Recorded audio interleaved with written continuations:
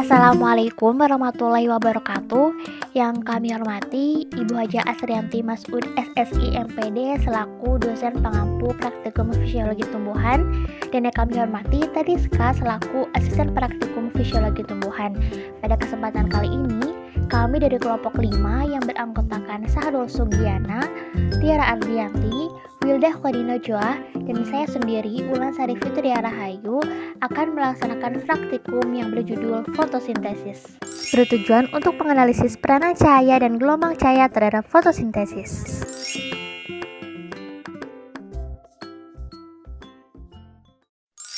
Sebelum praktikum dimulai, ada beberapa alat dan bahan yang harus disiapkan. Yang pertama ada kompor, ada panci, ada baskom dari besi, ada gas, dan selanjutnya ada alkohol, dan selanjutnya juga ada iodin, ada aluminium foil beserta plastik mika, dan juga ada daun. Di sini saya menggunakan daun manihot ataupun singkong dan daun pepaya.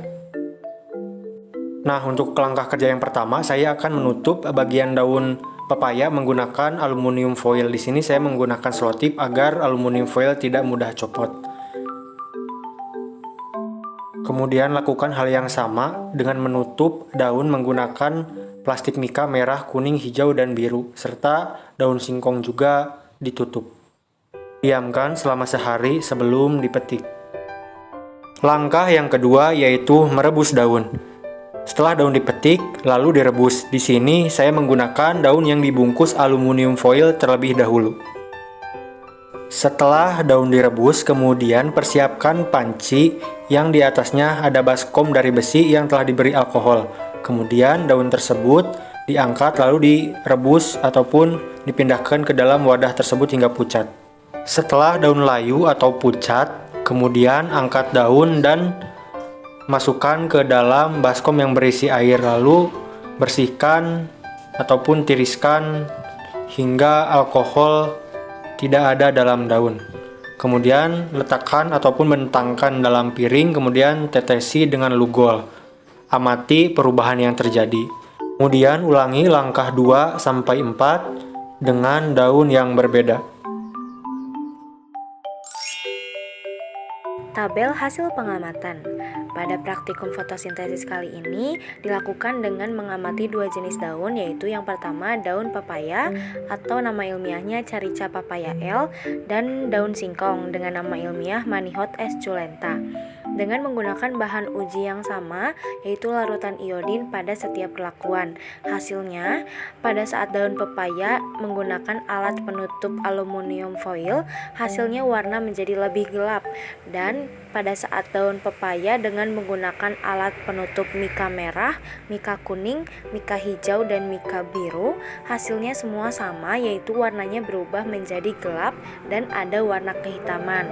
Selanjutnya, pada jenis daun singkong dengan menggunakan alat penutup aluminium foil, mika merah, mika kuning, mika hijau, dan mika biru, semua hasilnya sama, menghasilkan perubahan warna yang menjadi kuning pucat. Selanjutnya, saya akan menjelaskan mengenai pembahasan praktikum fotosintesis yang telah dilaksanakan pada daun pepaya dan daun singkong. Berdasarkan praktikum tersebut, diketahui bahwa daun pepaya yang ditutup menggunakan aluminium foil dan mika berwarna merah, kuning, hijau, dan biru dengan diberi larutan iodin mengalami perubahan warna menjadi lebih gelap dan sedikit kehitaman. Sedangkan daun singkong yang ditutup menggunakan aluminium foil dan mika berwarna merah, kuning, hijau, dan biru serta diberi larutan iodin mengalami perubahan warna menjadi kuning pucat. Perubahan warna tersebut disebabkan oleh adanya pengaruh jumlah intensitas cahaya dan panjang gelombang cahaya. Kurangnya intensitas cahaya pada daun yang ditutupi aluminium foil mengakibatkan proses fotosintesis tidak dapat berjalan dengan baik, sehingga amilum tidak dapat terbentuk. Hal ini sesuai dengan yang dikatakan oleh Agustin dan kawan-kawan bahwa amilum atau pati merupakan salah satu hasil dari proses fotosintesis yang terjadi pada daun yang terkena cahaya matahari. Pada daun yang tidak melakukan fotosintesis, kandungan amilumnya lebih sedikit daripada daun yang melakukan fotosintesis. Amilum tidak dapat terbentuk apabila intensitas cahaya terlalu rendah yang dapat menyebabkan hasil proses fotosintesis pada daun tidak maksimal. Hal ini dikarenakan cahaya sangat berperan terhadap berlangsungnya proses fotosintesis.